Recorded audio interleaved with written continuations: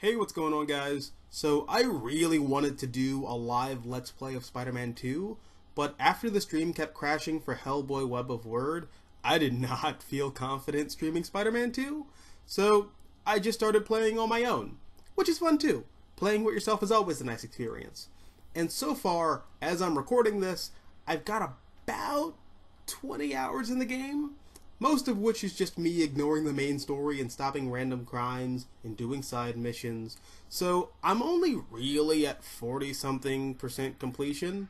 Also, with my new job, I don't get that much free time anymore, but I still wanted to give you guys my first impressions of the game so far.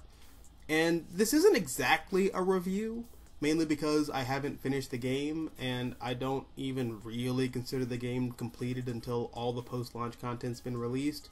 And that's a topic of discussion in and of itself when talking about the state of modern gaming. Be that as it may, here are my thoughts on Disney's, Marvel's, Sony's, Insomniac's Spider-Man 2.5. So right off the bat, this game feels noticeably different from the first two installments in the franchise.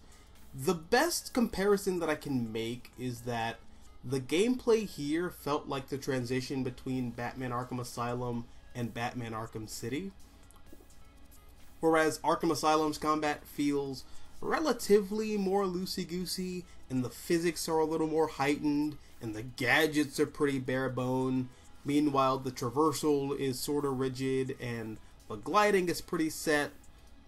And then you play Arkham City, and the combat is far more refined, the gadgets are better implemented into the combat system, and the traversal is far more in-depth to account for a larger open-world map. That's what jumping into Spider-Man 2 feels like. The bones of the first two games are still there, but everything else has been overhauled, so there's a bit of a learning curve.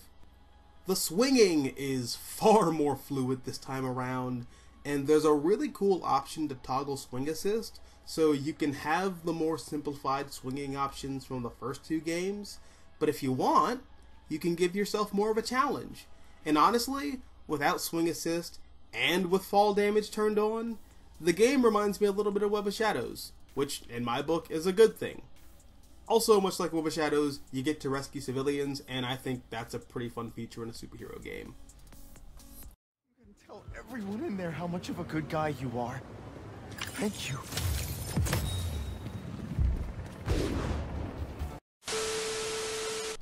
The combat this time around is a little more challenging.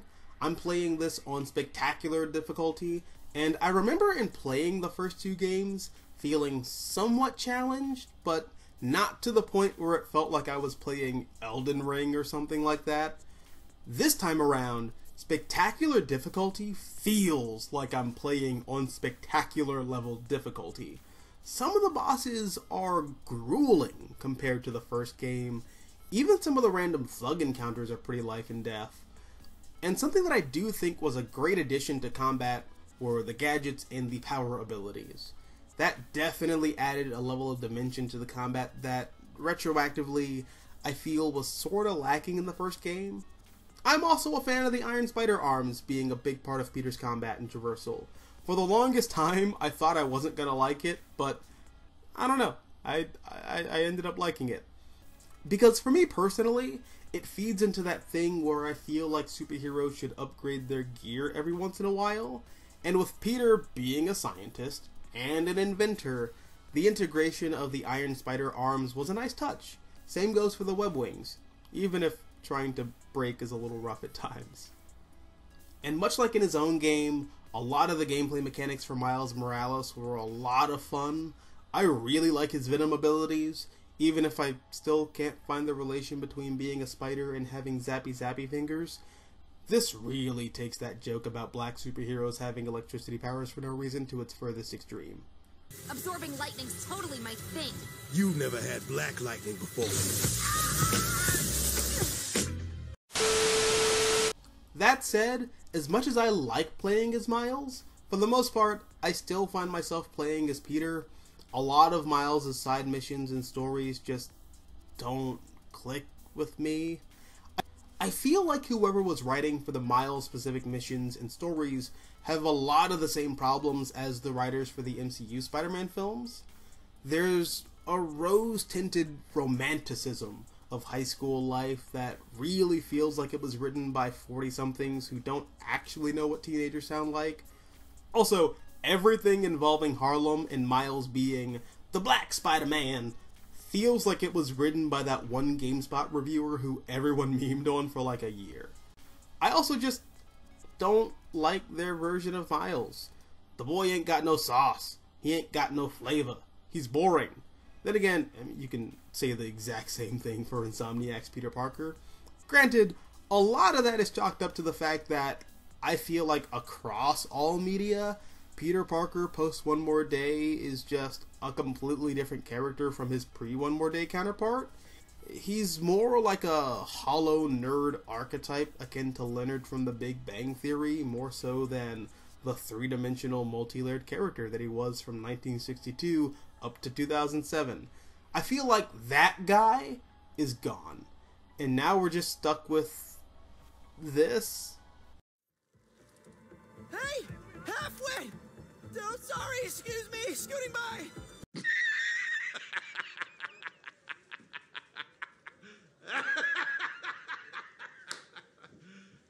You serious? That said, given what we've been getting between the comics, the TV shows, and especially the movies, this is on the better end of the spectrum of what we've gotten out of post One More Day, post Disney, hyper sanitized, user friendly Spider-Man, so that counts for something, I guess. And this is just a quick side tangent, but with the way Insomniac beefed up all of Spider-Man's rogues gallery, it does further beg the question, where are the Avengers? We know that they exist in this universe, but like, where are they? What do they do? If Spider-Man is left to handle all of these city-destroying threats like Kaiju Sandman, Hulkified Lizard, King and Black Venom, which I haven't gotten to yet, but the internet spoiled it for me. If this is the type of stuff that Spider-Man is left to deal with, what do the Avengers do? What do the Fantastic Four do? I mean, they're now officially a part of this universe. So is Daredevil. So is Iron Fist. Maybe the X-Men? I mean, that last one has a built-in explanation, because even in the comics, the X-Men never really get involved with the situation unless it centers around a mutant-related issue. But still, I get that this is a Spider-Man game, so all of the characters that you see are gonna be Spider-Man related. It's just a little weird, given how this game does remind you that it takes place in a larger Marvel universe.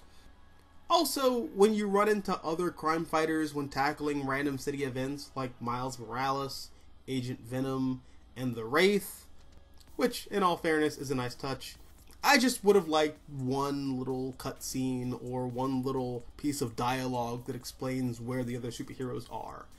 Kinda like in Spider-Man Web of Shadows. Headquarters of the Fantastic Four. Reed Richards, please. For analytic data systems, press 1. For the Arms Reduction Project, What about 4? press 2. As in fantastic? For Mr. Fantastic, press 1. Yes!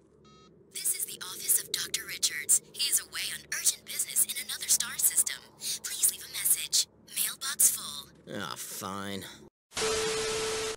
All that said, I am really enjoying this game so far. This is a massive step up from the first two games, which honestly, I don't ever see myself ever going back to them. That's how good this game is, and I can't wait to see some of the post-launch content. I'm hoping we get to see more comic-inspired costumes. I know that we got all of the movie costumes here, and some of the post-launch suits are gonna be Insomniac originals between collaborations with celebrities that I've never heard of, and that's cool too. But for the love of God, can we just get a Sensational Spider-Man costume? Or the Spider-Man Unlimited costume, because that one has a cape, and Insomniac made a big deal about the cape physics in this game. Is that too much to ask? I don't know, maybe it is. I'm just being spoiled. Great game, nevertheless. I'm also still over the moon about the fact that this is the first Spider-Man game since Ultimate Spider-Man on the PlayStation 2, where you can explore multiple boroughs of New York City, Insomniac just blew it out of the water right there. So major props to them for that.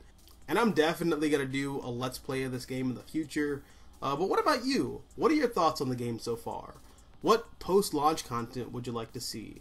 What's your favorite Spider-Man game? Let me know down below in the comment section. Also, if you like this video, hit the like button, share, support the channel. And if you want to see more content like this, all you have to do is subscribe. I'm the Mystical Green Beanie. Thank you for watching, and as always, until next time, adios nachos, adios.